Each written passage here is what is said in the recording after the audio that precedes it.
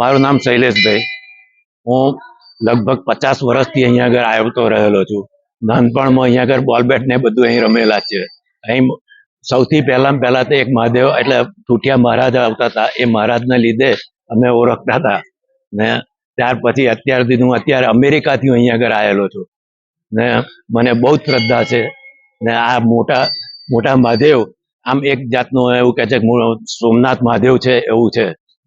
બસ mini Somnath Mahadev. મારું નામ દેવરસિંહ છે. હરિઓમ. હું અત્યારે મોટા મહાદેવ જે સ્વયંભૂ છે નડિયાદનું અને જે મોટા કુમનાથ મહાદેવ તરીકે પ્રખ્યાત છે અને જે બહુ પૌરાણિક છે. આ વખતે 5 સોમવાર છે અને ખાસ કરીને છેલ્લો સોમવાર છે જે સોમવતી અમાસ છે. તો દરેક નડિયાદના હરિભક્તોને વિનંતી છે કે અહીંયા આવીને દર્શન કરે અને શિવજીના આશીર્વાદ લે. હરિઓમ. અહીંયા દર સોમવારે સવારે અને સાંજે અલગ અલગ પ્રકારના આપણે શણગાર કરવામાં આવે છે. આજે ચંદનનો શણગાર હતો. દર વખતે અમે અલગ અલગ શણગાર કરીએ છીએ જેથી હરિભક્તોને શિવજીના દર્શન થઈ શકે.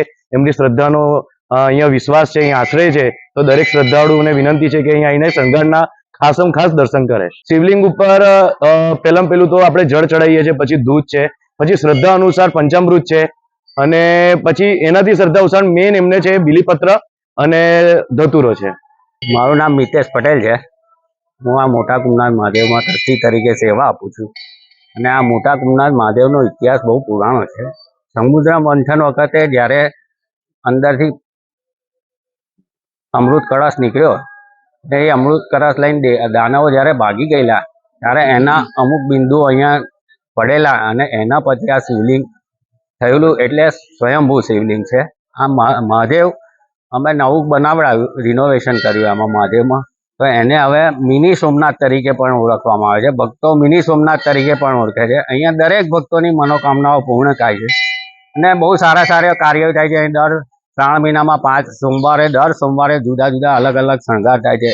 ભક્તોને સૂકી ભાજીનો પ્રસાદ મળે છે. બધું બહુ સારું આયોજન થાય છે અને ભક્તો અહીંયા આવીને સાંજે ભજન સંધ્યા હોય છે. ભક્તો આવીને એમની પોતાની શ્રદ્ધા અનુસાર ભક્તિ કરે છે અને ભક્તિ ભાવથી પૂજન વિરસ કરે છે અને દરેકની મનોકામનાઓ પૂર્ણ કરે છે. મારા મોટા કુમનાથ મહાદેવ. હરિઓમ. હું રિકેશ અહીં હરિભક્ત તરીકે આવું છું.